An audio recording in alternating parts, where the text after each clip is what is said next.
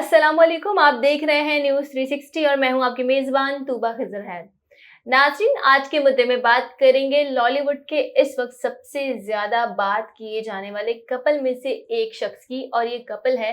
फ़िरोज़ ख़ान और अलीज़े फ़ातिमा। ये दोनों अपनी एक केस की वजह से नाज़रीन बहुत ज़्यादा खबरों में बने रहे हैं और अब तक बने हुए हैं। दोनों ने एक दूसरे पे केस दायर किया हुआ है जिसकी समातें जारी हैं। अलीज़े फ़ातिमा ने इल्ज़ाम लगाया था फ़िरोज़ ख़ान पे कि फ़िरोज़ ख़ान डोमेस्टिक वायलेंस करते हैं, डोमेस्टिक अब्यूज़ करते हैं, और उन्होंने बहुत बर्दाश्त किया।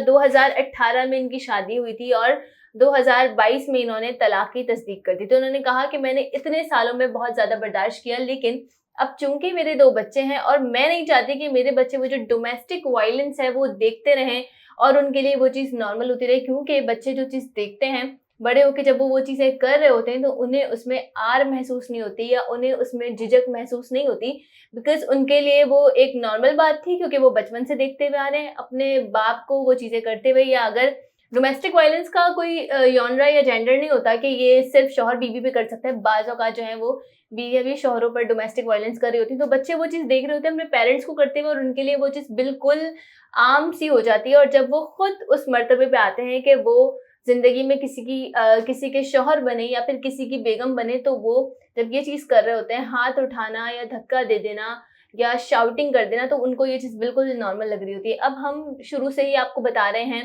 कि अब्यूज़ जो होता है, डोमेस्टिक वायलेंस हो गया या फिर ये जो अब्यूज़ होता है, इसकी कोई एक फ़ॉर्म नहीं होती कि आपको कोई चीज़ उठा के मार देगा तो आपको ये पता चलेगा कि आपके साथ डोमेस्टिक वायलेंस या डोमेस्टिक अब्यूज़ हो रहा है, नहीं। इसकी बहुत सारी फ़ेज़ेज़ हैं हैरेसमेंट की। हैरेसमेंट जो है वो एक ऐसे भी होती है कि मैं आपको लफ्ज़ों में कोई बात बोलती रहूँ और वो आपको बात बुरी लगे और वो बात आपको इमोशनली और मेंटली डैमेज कर रही हो, आपकी पर्सनैलिटी पे उसका असर पड़ रहा हो। आप उससे वो बात सुनने के बाद उसको महसूस करते हैं और ऑफ़ कोर्स उसके बाद आपकी जो सेल्फ़ एस्टीम है, जो इज़्ज़त-ए-नफ़्स है, वो मजरूह होती रहे और आप माशरे में अपने आप को एक ऐसा शख़्स तस्वुर करें जिसकी कोई वक़्त नहीं है। तो ये हैरेसमेंट की वो किस्म है जो हम ज़बानी करते हैं, वर्बली करते हैं। एक होता है कि आप किसी इंसान को कोई चीज़ मारें, चाहे वो तशद्दुद आप हाथ से करें या फिर आप कोई चीज़ उठाकर उसे मार दें, इस तरीके से उसे चोट पहुँचे, और ज़ाहिर है ये भी हैरेसमेंट की एक किस्म है कि आप इस तरीके से हैरेसमेंट करें। और एक हैरेसमेंट की किस्म और है, वो ये है कि जब आप किसी के रवैये से, किसी के अल्फाज़ों से नहीं, बल्कि उसने आपको अल्फाज़ भी कुछ नहीं कहे हैं, उसने आपको मारा भी नहीं है किसी चीज़ से, मगर अपने रवैये से आपको साइलेंटली वो मार रहा है, ज़ाहिर है वो हैरेसमेंट भी होती है और ये बहुत खतरनाक किस्म की हैरेसमेंट होती है, जो अगर आप देखें तो हम अपने रोज़मर्रा की ज़िंदगी में बहुत सारे लोगों के साथ ये कर रहे होते हैं। इसको साइलेंट ट्रीटमेंट कहते हैं और साइकोलॉजी में ये वाली जो फॉर्म है हैरेसमेंट की, ये बहुत ज़्यादा इसको पावरफुल समझा जाता है, क्योंकि किसी इंसान को मुकम्मल डिस्ट्रॉय करने के लिए यही काफ़ी है कि आप खामोश हो जाएँ और आप उसको ये सोचने में मजबूर करें कि मैंने क्या किया है या ऐसा क्या हो गया। ये चीज़ें हो रही होती हैं।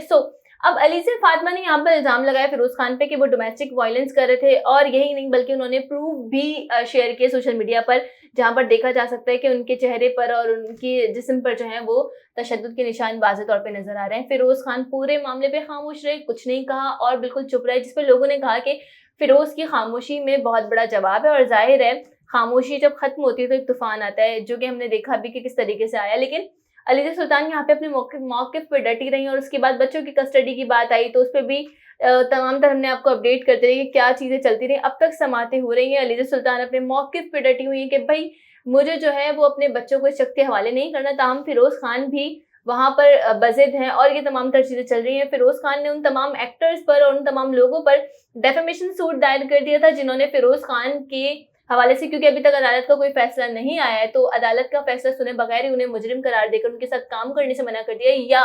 अपने सोशल मीडिया हैंडल्स को इस्तेमाल करते हुए किसी भी तरह फ़िरोज़ ख़ान को डिफेम करने की कोशिश की। तो फ़िरोज़ ने उनके ऊपर डेफेमेशन सूट जो है वो दायर कर दिया, जिसकी पिक्चर उन्होंने अपने इंस्टाग्राम पे शेयर की, और अनफॉर्चुनेटली या फिर जानबूझ के हमें नहीं पता, वो जो है उन लोगों के नंबर हाइड करना भूल गए। उसके बाद उन सेलिब्रिटीज़ को बहुत ज़्यादा परेशानी का सामना हुआ, और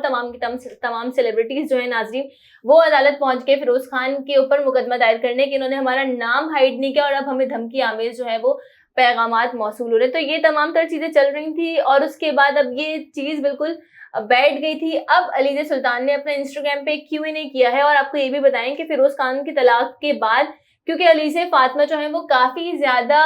इनएक्टिव थी, सोशल मीडिया पर भी बहुत ज़्यादा इनएक्टिव थी और इसके अलावा उनका शोबिज़ से भी कोई ताल्लुक नहीं था, क्योंकि बाकी सेलिब्रिटीज़ होती हैं, उनकी वाइफ हमें कहीं न कहीं किसी एड में या इंस्टाग्राम पे व्लॉगिंग करते हुए या ब्लॉगिंग करते हुए नज़र आती है, मगर अलीज़े का अकाउंट भी प्राइवेट था शुरू से ही, जब से फिरोज़ से शादी हुई है 2018 से 2022 तक। और इसके अलावा हमें किसी एड वगैरह में भी नज़र नहीं आई है, घरेलू खातून थी, बिल्कुल हाउसवाइफ थी।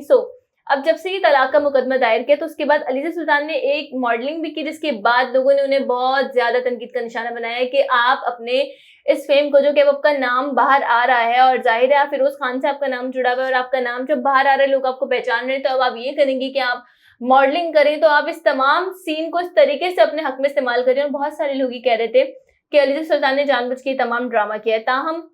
ये तमाम तर चीज़ें होती रहीं और उसके बाद उन्होंने माज़रत कर ली कि मैं अब जो है वो मॉडलिंग नहीं करूँगी। अब रिसेंटली उन्होंने अपने इंस्टाग्राम पे क्यू&ए का सेशन रखा, और क्यू&ए यानी कि क्वेश्चन आंसर, जो इंस्टाग्राम पे सेलिब्रिटीज़ या कोई भी पब्लिक फिगर अपने चाहने वाले, अपने फॉलोअर्स से कहते हैं कि आप, क्योंकि हम आपको डीएम में या इनबॉक्स में तो रिप्लाई नहीं कर सकते, ऑफ कोर्स वो तो पॉसिबल ही नहीं है, तो आप हमारी जो क्यू&ए है, आस्क मी अ क्वेश्चन, मुझसे सवाल करो वाले सेक्शन में आके आप मुझसे सवाल करें, मैं आपको जवाब दूंगी। तो उस पर किसी शख्स ने इनसे पूछा कि भाई आप का जो है वो शादी के मुतालिक क्या मौक़िफ़ है, तो इस पे फिर अलीज़ा कहती हैं कि शादी जो है वो आपका दीन मुकम्मल करता है, और ऑफ कोर्स उन्होंने एक तरीके से इशारा दिया है कि शादी दीन मुकम्मल करता है और इसमें कोई बुराई नहीं है कि आप शादी करें। एक तरीके से वो अपने फैंस को बता रही थी कि अगर उनको कोई ऐसा शख्स मिलता है कि जो इस काबिल होने लगा कि उससे अब शादी की जा सकती है, तो वो ज़रूर करेंगे, इसमें कोई मुज़ाहिका नहीं है, जो कि मेरी नज़र में भी बिल्कुल दुरुस्त है कि अगर आपकी एक मैरिज कामयाब नहीं होती, एक शादी कामयाब नहीं होती, इसका मतलब ये नहीं है कि फुल स्टॉप लग गया। और हमारे माशरे में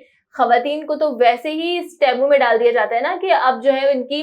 तलाक हो गई है, तो इसके बाद इनकी शादी होगी या नहीं होगी, इस तरीके से। और फिर जो रिश्ते आते हैं वो भी नॉर्मली अगर हम कहें तो वो अजीब व गरीब डेफ एंड डम रिश्ते आते हैं। जैसे कि अगर कोई लड़की 18 साल की या 20 साल की है और उसकी तलाक हो गई, तो उसको जो शादी के लिए रिश्ते आएंगे वो आएंगे 40 साल का आदमी, 35 साल का आदमी जिसके 3 या 4 बच्चे होंगे और उसकी बेगम मर चुकी होंगी, या फिर उसकी जो है वो बेगम को तलाक दे चुका होगा और अब बच्चे पालने के लिए वो शादी कर रहे हैं, तो ऐसे रिश्ते आते हैं। मगर उल्टा केस मर्दों के हवाले से बहुत मुख्तलिफ है। अगर 40 साल का भी आदमी होगा, बूढ़ा आदमी, उसको भी 18 साल की लड़की बहुत इजीली मिल जाएगी और इसको बहुत प्राउडली ये एम्ब्रेस भी किया जाता है कि हाँ ये देखें हमारे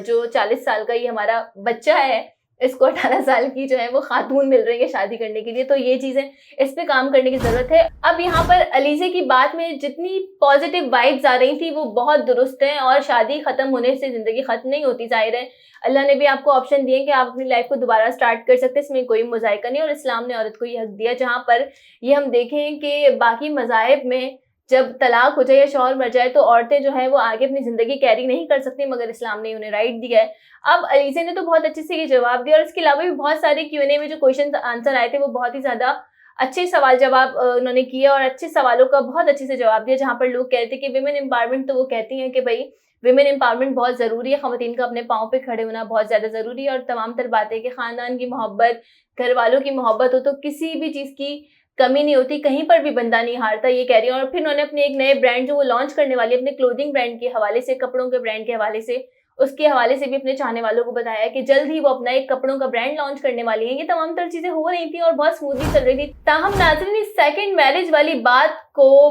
बहुत ज्यादा सीरियस ले लिया उनकी एक्स नंद दुआ मलिक ने, और दुआ मलिक ने स्टोरी का रिप्लाई नाम लिए बगैर, अलीज़ा को मेंशन किए बगैर अपनी इंस्टाग्राम पे स्टोरी लगाई कि लोग जो हैं ना सेलिब्रिटी हैं, ना वो इतने टैलेंटेड हैं, मगर अपने आप को पता नहीं क्या समझते हैं, और ये तमाम तर चीज़ें उन्होंने कही। ताहम उन्होंने तो ये चाहा था कि वो एक बाउंस कर रही हैं अलीज़ा पर और लोग उन्हें अप्रिशिएट करेंगे, मगर लोगों ने उल्टा उनकी बैंड बजा दी और कहा कि हु आर यू, तुम होती कौन हो ये सब कहने वाली। अगर कोई खातून अपनी ज़िंदगी दोबारा स्टार्ट करने वाली है तो बहन आप जल क्यों रही हैं। आप उस हवाले से, भले फिरोज़ आपका भाई था और हमें पता है कि आप नाम लिए बगैर बात करिए, मगर बात किसकी करिए, क्योंकि ऑडियंस बहुत ज़्यादा शार्प है, लोगों को बहुत अच्छे तरीके से पता है कि कौन किसके ऊपर तंज के तीर चला रहा है। और ऑफकोर्स लोग भी ये काम कर रहे होते हैं तो उन्हें बहुत ईजी हो जाता है कैच करना कि अच्छा ये लोग अब एक दूसरे को यूं कर रहे हैं। सो एक्स भाभी और एक्स नंद के बीच में ये तकरार चली, और उसके बाद दुआ मलिक ने अपनी स्टोरी डिलीट कर दी और करनी भी चाहिए थी, क्योंकि वो एक नेगेटिव बात थी, आप टैलेंटेड नहीं है और फलाना ये वो इतनी सब चीजें। अगर यही सब कुछ था तो आपके भाई ने उनसे शादी क्यों की थी? कुछ तो आपके भाई ने भी उनमें देखा होगा। बहरहाल